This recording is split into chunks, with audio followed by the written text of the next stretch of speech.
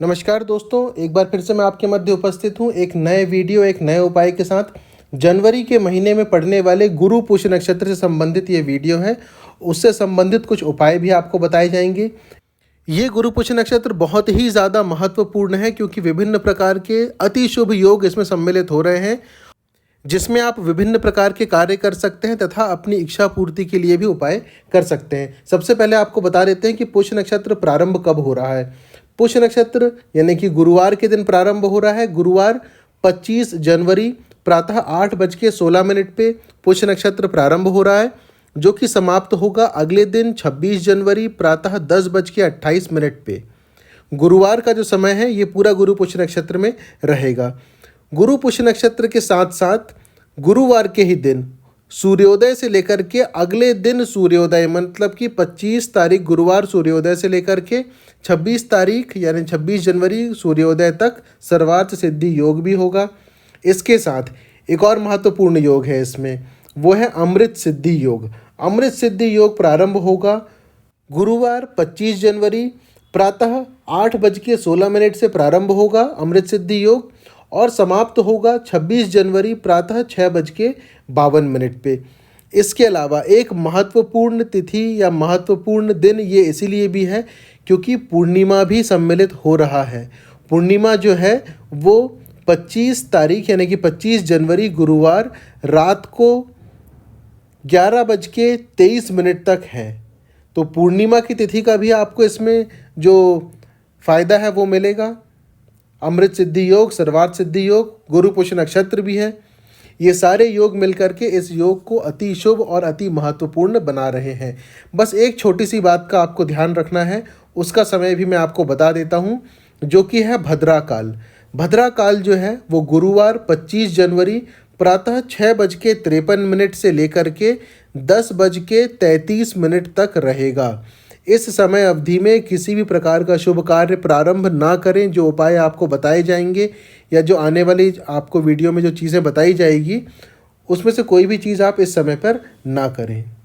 ये था समय। अब हम चलते हैं गुरुवार यानी गुरु पुष्य नक्षत्र के दिन आपको उपाय किस समय करना है। पहले आप समय की जानकारी ले लीजिए, फिर उसके बाद आपको बता दिया जाएगा कि आपको करना क्या है।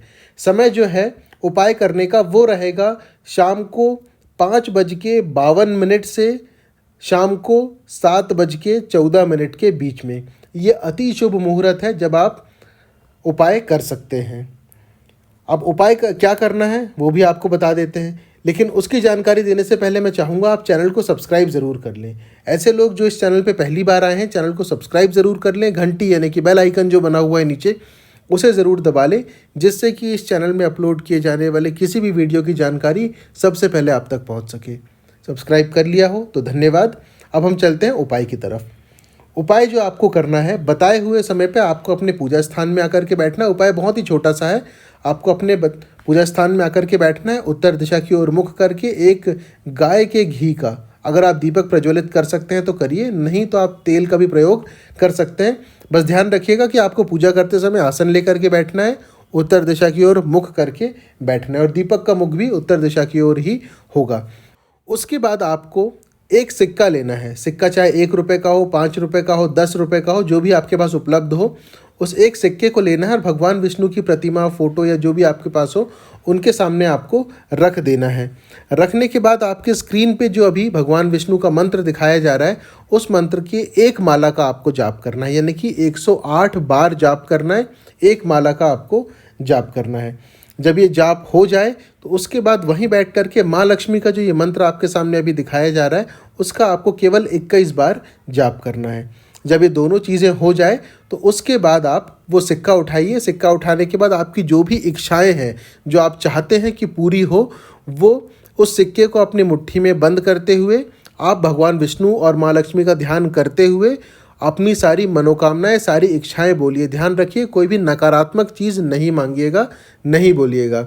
जो भी आपकी सकारात्मक इच्छाएं हो, जो आप पूरी करना चाहते हैं, आप केवल उन्हीं के बारे में ध्यान करें और उन्हीं के बारे में भगवान से आप प्रार्थना करें।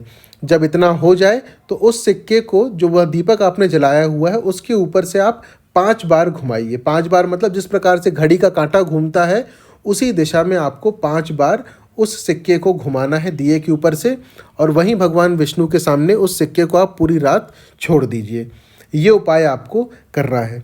उसके बाद जब आप अगले दिन उठेंगे, सुबह उठने के बाद जब भी स्नान करने के बाद आप जब पूजा स्थान में जाएंगे अपने, तो वहाँ से उस सिक्के को उठा के अपनी धन स्थान में या जहाँ आप पैसे रखते हैं, जो आपकी तिजोरी है, वहाँ पर आप ले जा करके रख दीजिए। ये आपको इतना सा उपाय करना है, जो कि गुरु पुष्य नक्षत्र का इस बार का विशेष उपाय है।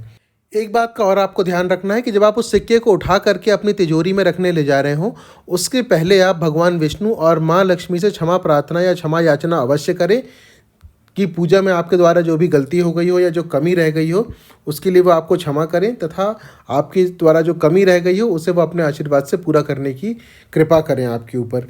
इतना बोलते हुए, ध्यान करते हुए उस सिक्के को आप अपने स्थान में जहाँ आप रखना चाहें वहाँ आप रख सकते हैं। ये जो उपाय है ये इस बार के गुरु पुष्य नक्षत्र का अति विशेष उपाय है।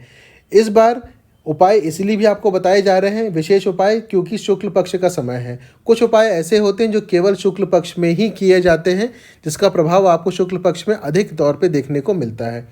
दूसरी विशेष बात यह है कि गुरु पुष्य नक्षत्र होने के कारण से इस बार आप पुखराज धारण भी कर सकते हैं। आप देवगुरु बृहस्पति से संबंधित मंत्र जाप अगर प्रारंभ करना चाहते हो, आपकी कुंडली में देवगुरु बृहस्पति या गुरु ग्रह से संबंधित कोई समस्या हो, तो उसके निवारण हेतु भी आप इस समय आप मंत्र जाप पूजा पाठ करवाना चाहें तो आप करवा सकते हैं या खुद कर सकते हैं। साथ ही साथ जो लोग केले की जड़ धारण करना चाहते हैं, कई लोगों ने कई बार पूछा है कि गुरु पुष्य नक्षत्र तो आता है लेकिन उसमें केले की जड़ धारण कर सकते हैं क्या। लेकिन कई बार स्थितियां ऐसी रहती है कि गुरु पुष्य नक्षत्र होते हुए भी आप केले की जड़ धारण नहीं कर सकते, आप पुखराज धारण नहीं कर सकते हैं। लेकिन इस बार ऐसा नहीं है, आप पुखराज भी धारण कर सकते हैं, केले की जड़ भी धारण कर सकते हैं। केले की जड़ कैसे धारण करना है उससे संबंधित वीडियो पहले से ही पोस्टेड है इस ग्रुप में, इस चैनल में, आप जा कर के देख सकते हैं। पुराने समय के वीडियो इसमें डले हुए हैं। ये था गुरुवार गुरु पुष्य नक्षत्र का उपाय। अब आपको खरीदी करने का शुभ समय भी बता देते हैं, क्योंकि इतना शुभ मुहूर्त है। अगर आप चाहें तो खरीदी भी कर सकते हैं। 2 समय हैं। एक समय है खरीदी करने का दोपहर 12:47 से 1:45। ये 58 मिनट का समय है, ये दोपहर के समय जब आप खरीदी कर सकते हैं। इसके अलावा शाम का समय 5:52 से लेकर के 7:14, जो उपाय का समय था ये समय, ये 2 समय ऐसे हैं जब आप खरीदी भी कर सकते हैं। खरीदी करने के लिए सोना चांदी आप जो भी खरीदना चाहें अपने घर के लिए कोई वस्तु, बस एक बात का ध्यान रखना है, मैंने पहले भी कई बार बताया है, किसी को उपहार स्वरूप देने के लिए, गिफ्ट देने के लिए कोई भी चीज़ ना खरीदें। केवल अपने घर के लिए खरीदें, अपने लिए खरीदें या अपनों के लिए खरीदें, अपने परिवारजनों के लिए खरीदें, क्योंकि शुभ मुहूर्त में खरीदी हुई चीज़ों से सकारात्मकता आपके घर में बढ़ती है। एक वस्तु दूसरे वस्तु के आने का मार्ग प्रशस्त करती है। अगर आपने वही किसी और को दे दिया तो जो आप लेकर आए थे अपने लिए सकारात्मकता, वो आपने किसी और को दे दी। इसके बाद शुक्रवार का दिन जो है, शुक्रवार भी छोटा सा समय आपको मिल रहा है सुबह 10:28 तक का। उसके पहले आप एक काम अवश्य करिएगा। शुक्रवार का दिन जो होता है वो माँ लक्ष्मी से संबंधित होता है। आप प्रातः उठने के बाद गुलाब धूप अपने घर में जलाएं। आप लोगों ने जो पहले पोटली बना के रखी हुई थी घर में, जिन लोगों ने पहले बनाई थी, वो उस पोटली में जो पुराना गुलाब इत्र आपके पास रखा हुआ है, जिन लोगों ने ये उपाय किए थे, वो उस पोटली में गुलाब इत्र भी थोड़ा सा अवश्य लगा दें। गुलाब धूप अपने घर में पूरी तरह से आप घुमा दें एक बार, और उसके बाद वहीं बैठ कर के माँ लक्ष्मी के लक्ष्मी स्तव का एक बार आप पाठ करें। दीपक अवश्य प्रज्वलित कर लें, क्योंकि माँ लक्ष्मी की पूजा के समय दीपक प्रज्वलित किया जाता है। मुख उत्तर दिशा की ओर ही होगा। आसन लेकर के आपको बैठना है। शुक्रवार के दिन ये आप सुबह 10:28 से पहले कर सकते हैं। ये 2 छोटे छोटे से उपाय थे जो कि आप गुरुवार और शुक्रवार को कर सकते हैं। कोई प्रश्न हो तो नीचे कमेंट में आप लिख करके पूछ सकते हैं। व्हाट्सएप नंबर भी दिया हुआ है। कई बार उत्तर देने में देरी हो जाती है क्योंकि कार्य की अधिकता रहती है, लेकिन उत्तर आपको ज़रूर दिया जाएगा। चैनल को सब्सक्राइब ज़रूर कर लीजिएगा। वीडियो को अधिक से अधिक लोगों तक आप पहुंचाने का प्रयास करें, जिससे कि हर कोई लाभान्वित हो। जानकारी के अभाव में लोग मुसीबत उठाते हैं।